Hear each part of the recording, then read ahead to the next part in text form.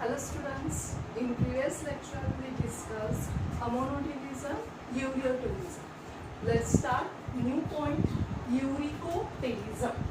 We have already discussed about what is been the excretion of nitrogenous basis of the waste material.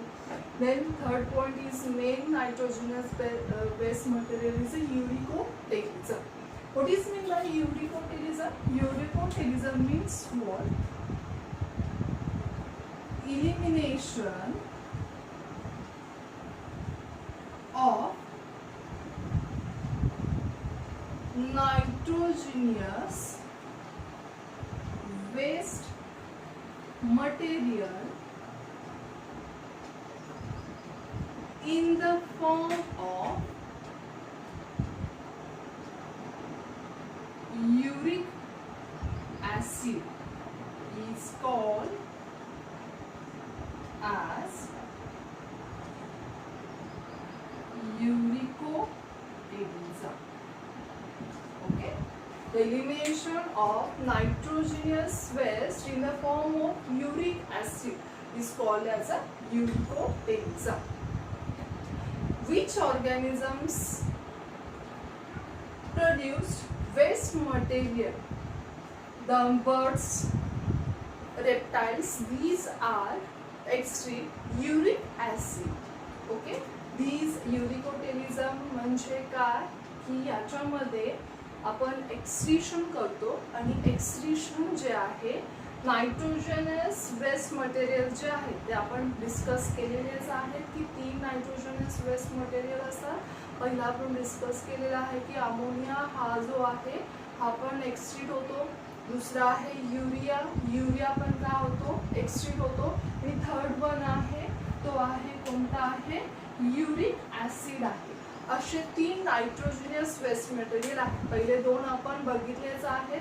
तिसरा जो आहे तो कोणता आहे युरिकोटोरिझम आहे. याच्यामध्ये काय सांगितलंय की नायट्रोजन वेस्ट जे आहे कोणता आहे कोणत्या फॉर्म मध्ये असतं तर यूरिक ऍसिड फॉर्म मध्ये असतं. त्याला आपण काय म्हणणार आहे युरिकोटोरिझम असं म्हणणार आहे. आता ह्याच्यामध्ये बघा this is very complex process for the formation of the uric acid or the excretion of the uric acid. Second point is a complex process. It is very complex process for the formation of the uric acid. Then second one, it's required more ATPs or ATP molecule for the formation of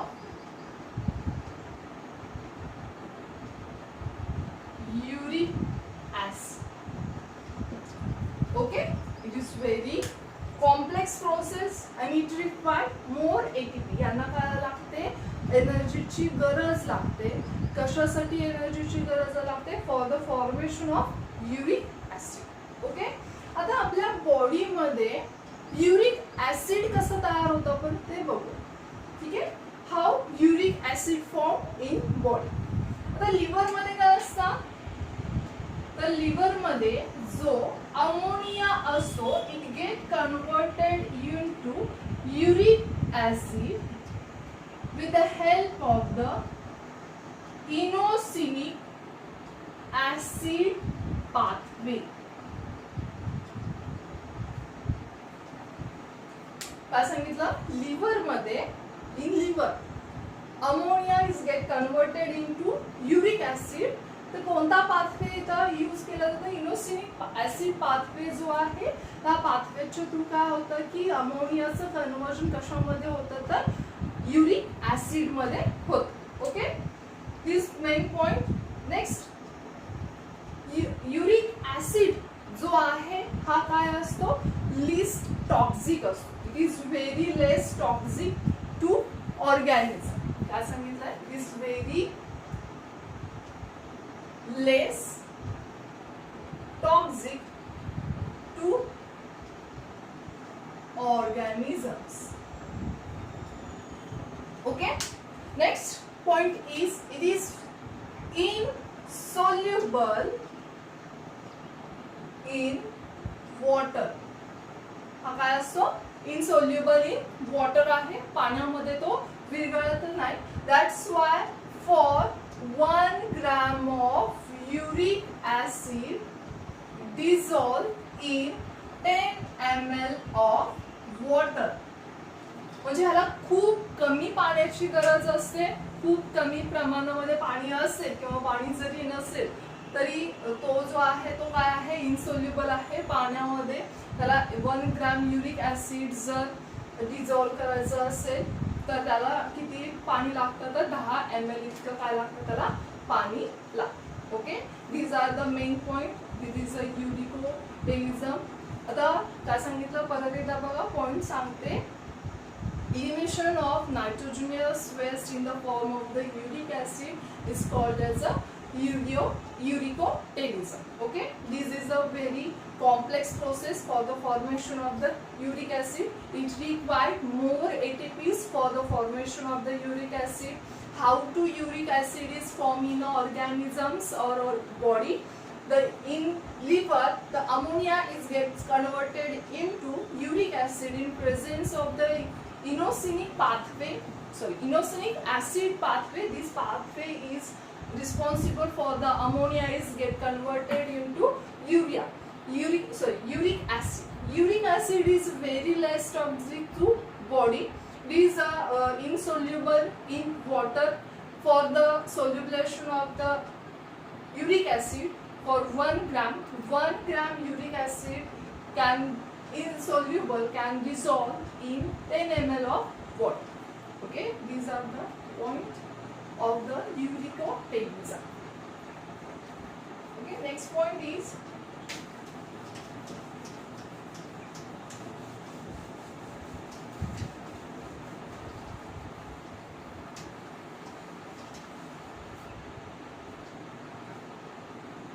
कोणते animals आहेत की ते animals काय करतात, uric acid form करतात आणि ते कसे फॉर्म करतात ते आपण बघणार.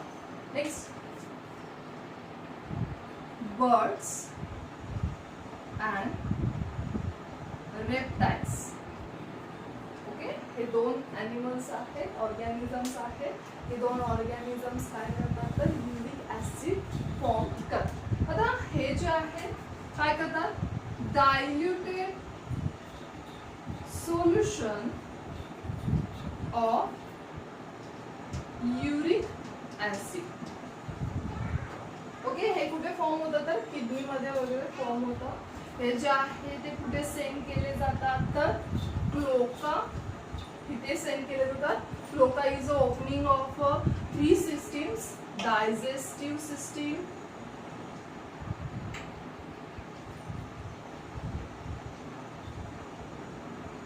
reproductive system,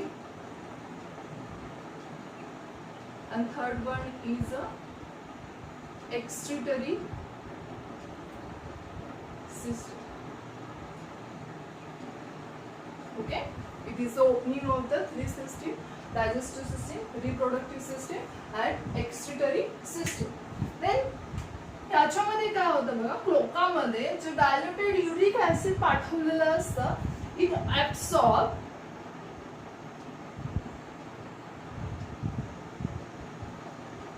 water and remain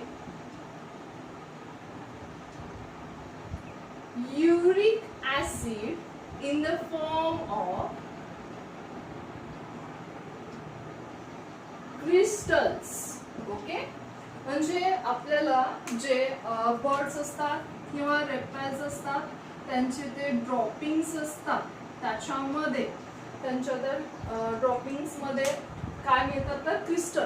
आता आपल्याला व्हाईटिश कलरचे त्यांच्या जर शीट मध्ये काय मिळतं की व्हाईटिश कलरचे क्रिस्टल्स मिळतात, व्हाईट कलरचे त्यांचे आपल्याला ड्रॉपिंग्स बघायला मिळते. ते जे आहे ते काय असतात, तर युरिक ऍसिड असतात.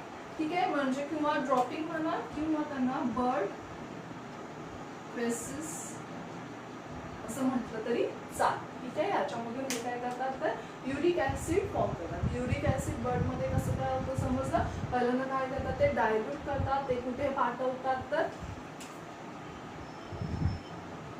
Send into cloaca. Cloaca है का? It is the opening of the three system: digestive system, reproductive system, as well as the excretory system. Excretory system आहे म्हणजे काय होणार आहे? वेस्ट मटेरियल आहे जे आहे ते इथूनच काय होणार आहे? पास ऑन होणार आहे. त्याच्यामध्ये काय होतं तर जे डायल्यूट केलेलं युरिक ऍसिड आहे ते काय केलं जातं? पहिल्यांदा त्यातलं पाणी जे आहे ते ऍब्सॉर्ब करून घेतलं जातं आणि तिथे काय राहणार आहे तर कशाचे क्रिस्टल्स राहणार आहेत तर युरिक ऍसिडचे क्रिस्टल्स राहणार आहेत. आणि आपल्याला त्यांच्या ड्रॉपिंग मधून जे क्रिस्टल्स जे आहेत हे परत काय करणार आहे? ड्रॉपिंग करणार आहे आणि त्याच्यामधून काय मिळणार आहेत आपल्याला? क्रिस्टल फॉर्म मध्ये व्हाईट कलर मध्ये किंवा व्हाईट लिहिलं तरी चालेल. व्हाईट कलर मध्ये काय मिळणार आहेत आपल्याला? युरिक ऍसिड मिळणार आहे. ओके, अशा प्रकारे काय होतं? बर्ड्स आणि रेप्टाइल्स मध्ये हे काय होतात तर युरिक ऍसिड फॉर्म होत. क्लिअर आहे? नेक्स्ट पॉइंट आहे आपण बघणार आहोत ह्यूमन बीइंग मध्ये युरिक ऍसिड फॉर्म कसं होतं.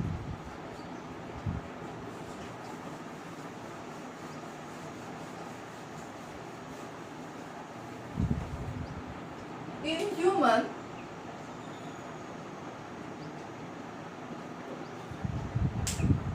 its uric acid is produced by nitrogen base purine. Okay, your breaking down is produced by break down nitrogen base purine. Nitrogen bases किती आहेत? 2 आहेत. कोणते कोणते आहेत? ॲडेनाइन आणि guanine. These are the 2 nitrogen bases. These 2 nitrogen bases form the xanthine and xanthine form the uric acid. Okay, adenine plus adenine by guanine, they form xanthine and they form uric acid. Okay, अशा प्रकारे काय होतं? Human body मध्ये काय form होतं? Uric acid जे आहे ते काय होतं? फॉर्म होतं. ओके, जर समजा ह्यूमन बॉडी मध्ये युरिक ऍसिड जर जास्त प्रमाणामध्ये तयार होत असेल तर ते काय होतात तर जॉइंट्स मध्ये काय होतात तर साचून राहतात. जे आपले जॉइंट्स वगैरे जे आहेत तिथे काय होतात? साचून राहतात आणि त्याला काय म्हटलं जातं? ब्लॉक्स असं गोट्स असं म्हटलं जातं. ठीक आहे, क्लिअर आहे? आता ह्याच्यामध्ये बघा युरिकोटेलिक ऑर्गॅनिझम्सचे नेम.